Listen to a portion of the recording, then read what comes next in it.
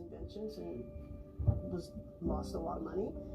He had gone through much of his, if not pretty much all of his retirement. Was it his desperation that drove Kenny to cultivate the M Cave mystery on YouTube? It's about as tall as I am, and kind of narrow. Was it another creative attempt at making money to improve his finances? I'm going to go out and look for it. It scared me. It had this resonance. I'm coming back with a gun. He made a big production of it. And if it was his next money-making endeavor, he may have been onto something. After Kenny posted the M Cave video showing that he wasn't able to locate the M Cave, it generated a lot of response. I think that Kenny liked the response. After all, his popularity was growing on social media. In the next hour, could Kenny have orchestrated his own disappearance? Security camera footage leaves that question open. It was definitely him. The only thing I could think of is life insurance policy. And whoever's name is the beneficiary could collect money on it. If my theory is true and he did go off to live his own life, knowing my dad, I guarantee he would do absolutely anything and everything to stay low.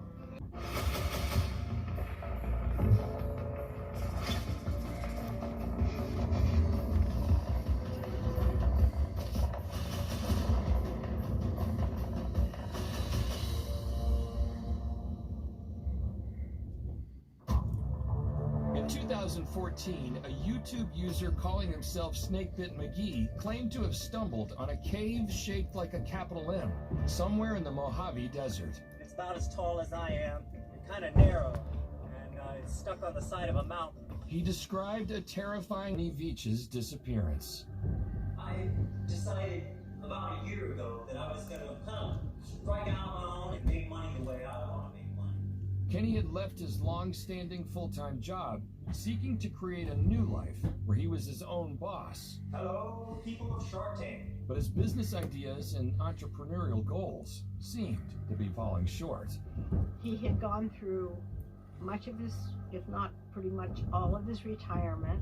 Did he concoct the M Cave as part of an elaborate disappearing act? He's smart enough to do that. 4 years after his disappearance, footage from a security camera, according to a family member, may support that notion. When I first found out that he was missing, I was like, oh my God, he's done it. You know, went without water, he fell, he's dead. And then the next thing I know, this video popped up and it was about the Enchanted Forest Reiki Center. Someone had broken into a business owned by the wife of Kenny's brother, Ray, in Las Vegas. As soon as I saw that, I go, oh. And I watched it and my heart stopped. As soon as I saw that, I was like, oh my God, that's Kenny. And Kenny Veach's sister-in-law, Susan Veach, claims she isn't the only one who felt that way. Finally, I said, you know what? I got to get in touch with his daughter, Vicky. So she's on the phone with me, and she Googles it. She's like, oh my God, Susan, that's my dad. My biggest theory about his disappearance would be that he was just over it. I'm done, I'm gonna go find a new life, and just dropping everything. If you are choosing to do a disappearing act and leave your troubles behind because you're getting, you know, you're in a bad relationship or you're depressed, you know, the valley is full of people that voluntarily have decided they don't want to be part of the community. If he just wants to desert dwell his whole life, then he could probably do that. If my theory is true and he did go off to live his own life, knowing my dad, I guarantee he would do absolutely anything and everything to stay low. And Susan Veach believes Kenny had a motive. You come up with this mystical MK and you get all these followers and then you disappear. He's getting subscribers, he's getting views on his videos. Snakebit McGee now has over 41,000 subscribers, and the M Cave hike video has over 2 million views and counting. That would be incentive. We reached out to YouTube to ask if Kenny's account has earned any money from his videos and how much he potentially could have earned. We did not hear back by deadline. Susan has other thoughts as well. Maybe a life insurance policy, and whoever's name is a beneficiary could collect money on it. My Aunt Susan thinks that there's a life insurance policy taken out on my dad, which I thought was bit crazy, but you never know. We asked Detective Holly about Kenny Veach's possible life insurance policy. I'm not aware that we ever found anything on life insurance on Mr. Veach. But he did admit that does not mean there isn't one. It's pretty difficult just to determine if a person does have life insurance unless somebody shares that information with you or you're able to find it in their financial documents. But if it's something that they pay for in some other fashion, and it's really difficult to find it. And as of 7 years after Kenny's disappearance, no one had petitioned the court to collect any of Kenny Veach's property. When we come back, the break-in video seems strangely calculated. He looked to see if something were there and then moved on. And what other hints might have been found by police. He went to Kenny's computer and did a history search, and he said, "Come here, I want to show you something."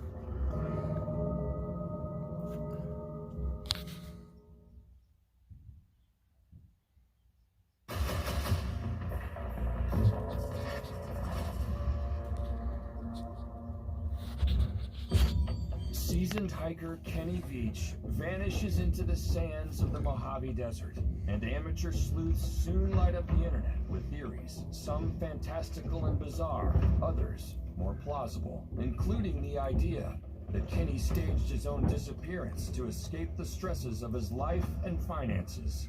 There are those in his family that fully believe Kenny is alive. I have kind of a gut feeling that he is.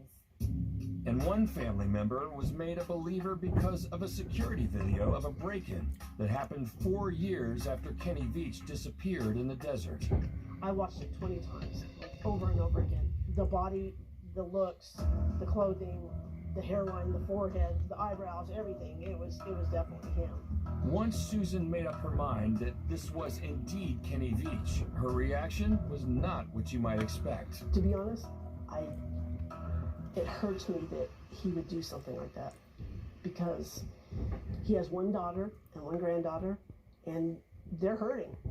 I'm just plain angry at this point now. Search and Rescue has invested a lot of time and money.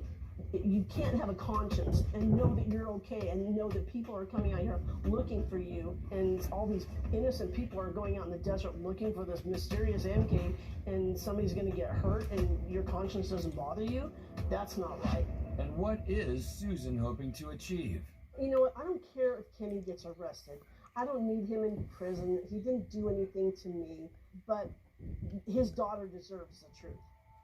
I'm not really sure what I would say to him if he was still out there. I'd probably be a little bit upset. Like, Dad. But I know that I'd be happy if he wanted to be left alone. It's like, okay, as long as I know you're okay and I finally have an answer, go ahead, live your life, Dad. We asked Susan if this is true. How does she think that he pulled it off? I think he went out in the desert. I think it was planned. And for him to stage it, left his cell phone right next to an abandoned mine. Who does that? Who falls in an abandoned mine? Oh, I'm going to fall. I guess I better take my phone out and leave it on a rock because I feel like I'm going to fall. This whole thing's staged. He could be living in Mexico. But police say slipping off to Mexico or trying to create any kind of meaningful life in the future would be very challenging. If he ever applied for a work card, a driver's license, or anything else, he would be found. It's not like the movies where you know somebody in the basement that can make a new driver's license. You would have to have incredible connections to do that. Now, do fugitives disappear and create new identities? Yeah, it does happen. But usually they have a support system that's behind them as well. So amid an abundance of speculation and hoping to get a definitive answer on whether the perpetrator in the break-in is or is not Kenny Veach, we enlisted the help of George Joseph, a surveillance expert who has been working to catch cheating gamblers in Las Vegas since 1974. There's all kinds of interesting things in the background here. Why didn't you go for any of those? Why didn't you look for valuables? Another curious thing about the video is that the perpetrator moves so very fast that the entire break-in takes about 42 seconds. As somebody that wants to find things that they could sell, they ransack the place. This kid didn't ransack anything. If you watch the video, he climbs in the window. He goes in and immediately he goes around the counter. The perpetrator puts his hand under the desk in 2 different places. He does not seem to find what he is looking for. And then you see him go back and he drops something on the floor and it rolls, possibly like a flashlight or something, picks it up, and then as he's going out the window, he grabs that iPad. So the thief seems to have made off with just one valuable item, an iPad. So maybe he wanted to stay in communication with the world and see what was going on. Maybe his laptop broke. Maybe he couldn't resurface to buy one. Who knows? But why would a suspect spend time searching in 2 very specific places below the desk? Did he think something was there? Was it because he had been in this shop in the past? In the day, we used to keep a gun under the desk, or you put an alarm button under the desk to signal somebody, or turn off the alarm, or an extra key, or a key for a file cabinet, or a combination to a safe. It seems like a silly place, but a lot of people kept things under their desk. His mannerisms, his shape looks like Kenny Veach. Whether it's him or not, I don't know. If you had to say, am I 100% certain that it's not him, I'd say no. He came back to somebody that was in his past, his brother. That person in that video looked like a man on a mission, looking for something specific. Maybe he was looking for something that we're not aware of. And then got out. George recommended a more definitive way to possibly confirm the image is that of Kenny Veach. There are some amazing technologies out there that do this kind of analytic work and can more accurately dissect it. So we contacted a company that can use facial recognition technology to determine if 2 different images are likely the same person. They agreed to run some stills from the video through their system.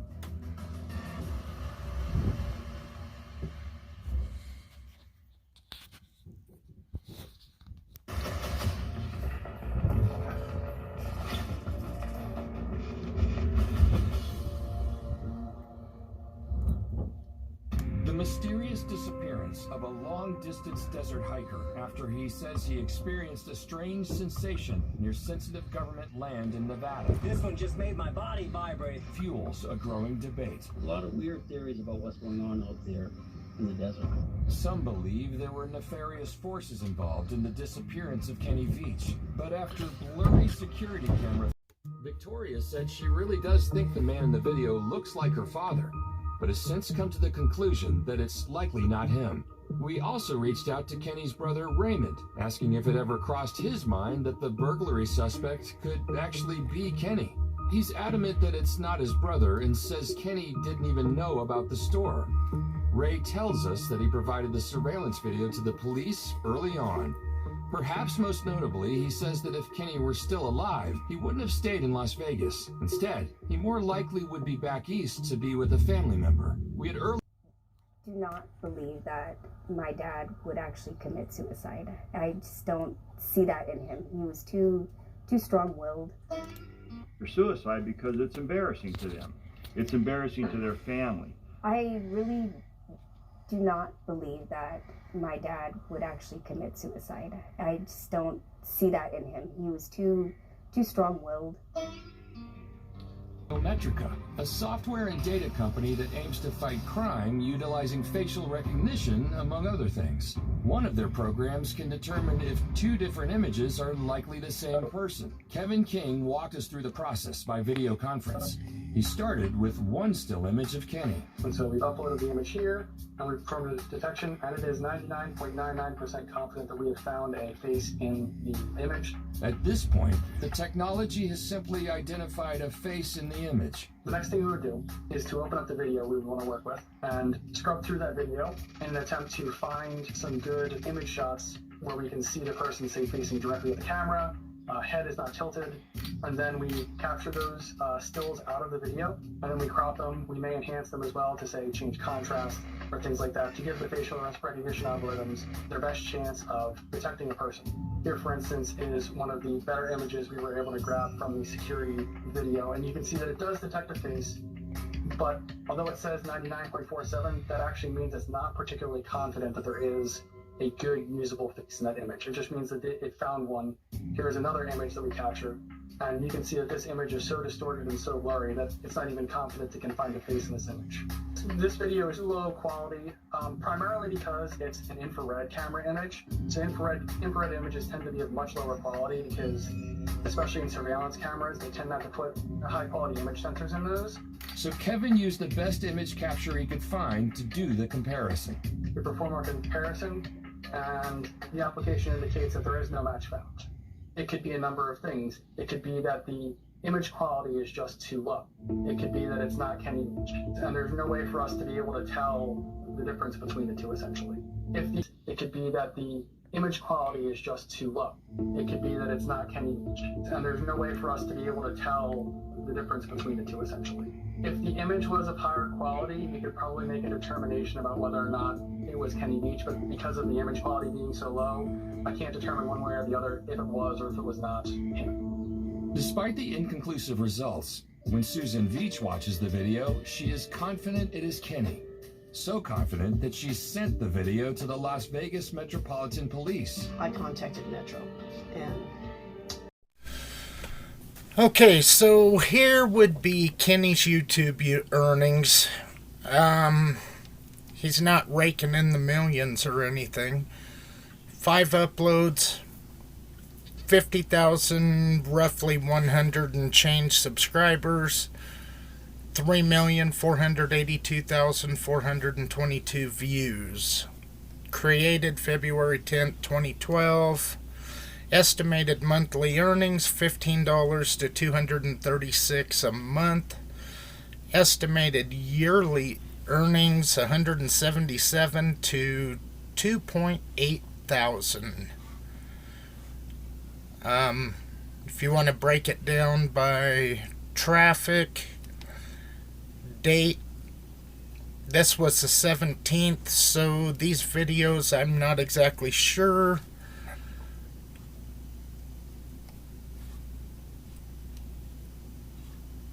$22,317. Yeah, so he would still be making money on these. Okay, this is from the 17th to the 1st.